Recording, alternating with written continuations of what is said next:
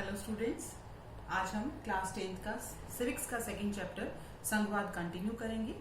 कल हमने संघीय विशेषताएं पढ़ी थी कि संघीय विशेषताएं क्या है, संघीय व्यवस्था की, और संघीय व्यवस्था और एकात्मक व्यवस्था में अंतर पड़ा था। आज हम भारत के संदर्भ में संघीय विशेषताओं को आगे कंटिन्यू करेंगे।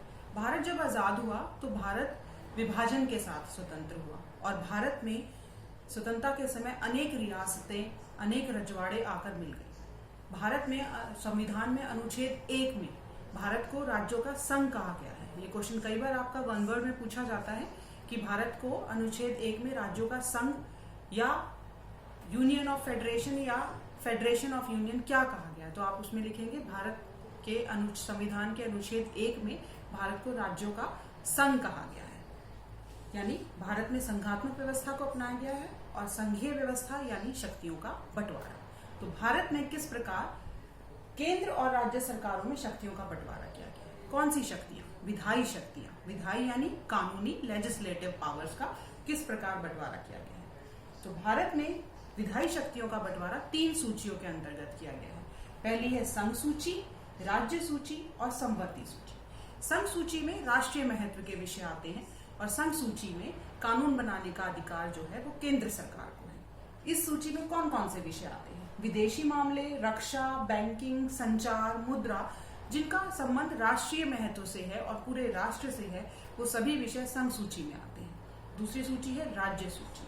राज्य सूची में स्थानीय महत्व के विषय आते हैं और इस सूची के अंतर्गत जो विषय हैं उन पर अधिकार, कानून बनाने का अधिकार जो है वो राज्य सरकारों को है। और इसमें कौन कौन से विषय हैं? पुलिस, कृषि, सिंचाई, व्यापार, वाणिज्य, ये सभी विषय जो है वो राज्य सूची के अंतर्गत आते हैं।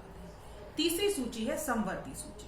संवर्ती सूची में शिक्षा, वन, विवाह, उत्तराधिकार, गोद लेना आदि विषय आते हैं और इस सूची में जो विषय क्षेत्र हैं उनमें केंद्र और राज्य दोनों को ही कानून बनाने का अधिकार है। अब जब दोनों को कानून बनाने का अधिकार है तो विवाद होने की स्थिति में अगर दोनों के कानूनों में टकराव हो तो केंद्र सरकार का कानून जो है वो मान्य होगा। इसके अलावा भी ऐसे कुछ विषय हैं जो तीनों ही सूचियों में नहीं है।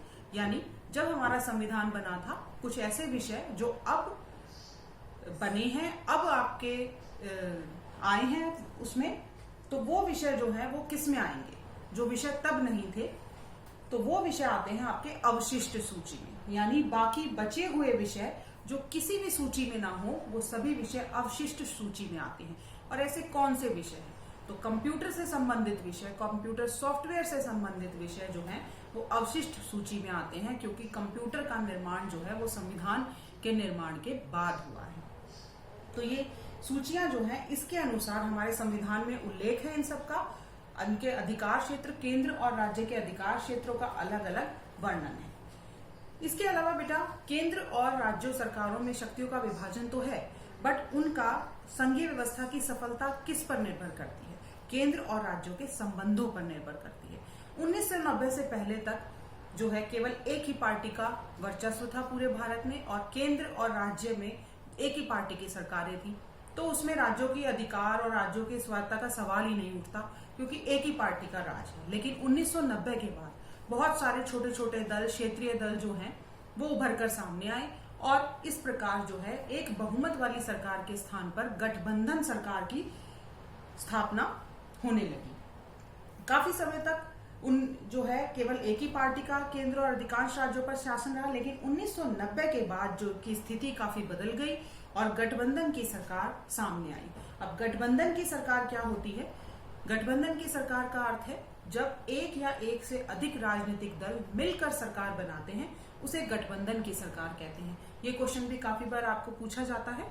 और गठबंधन की सरकार वैसे तो अस्थायी सरकार होती है, टेम्परेरी गवर्नमेंट कहते हैं, क्योंकि अगर एक भी दल जो है अपना समर्थन ले लेगा तो सरकार टूट जाती है। आज के समय में महाराष्ट्र में गठबंधन की सरकार है। महाराष्ट्र राज्य में 2 या 2 से ज्यादा अधिक दल जब मिलकर सरकार बनाते हैं तो उसे गठबंधन की सरकार कहते हैं।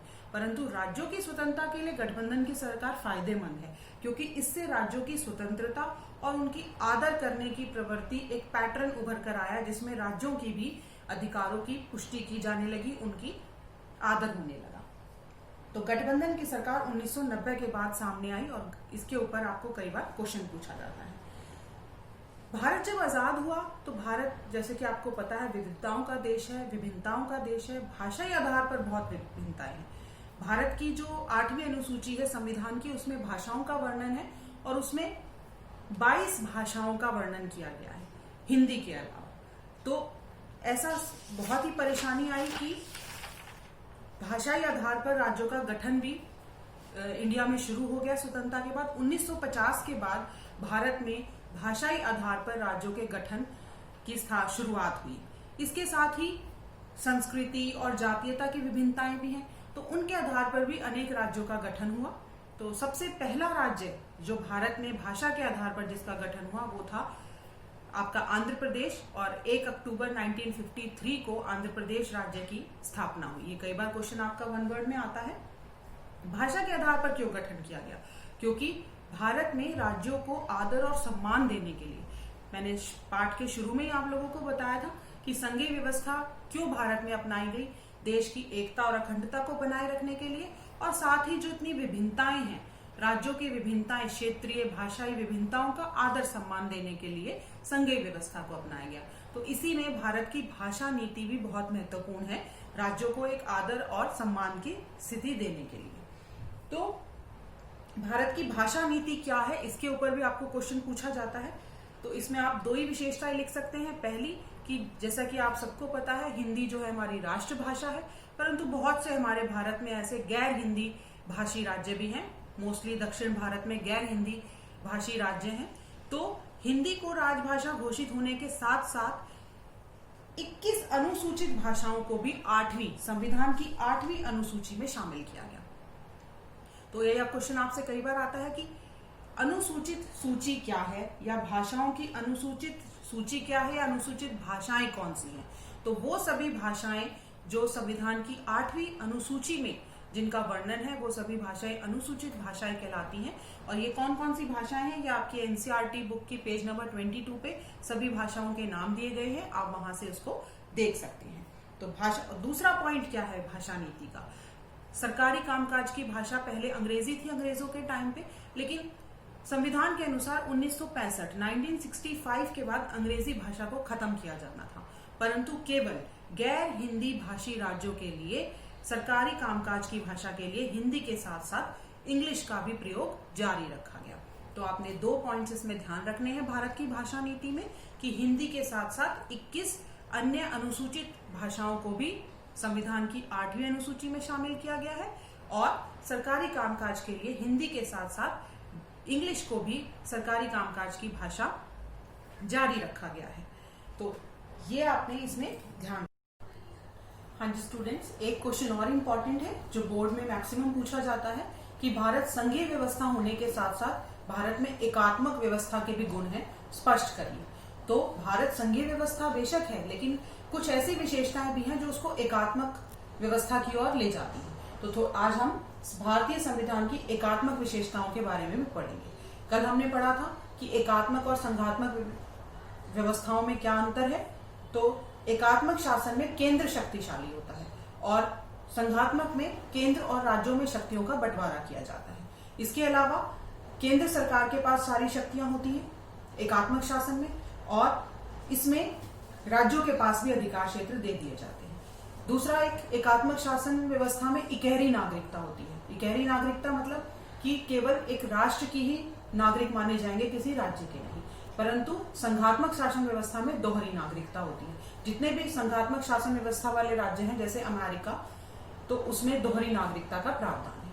लेकिन भारत में कुछ ऐसी विशेषताएं हैं जो उसे एकात्मक की तरफ भी ले जाती हैं।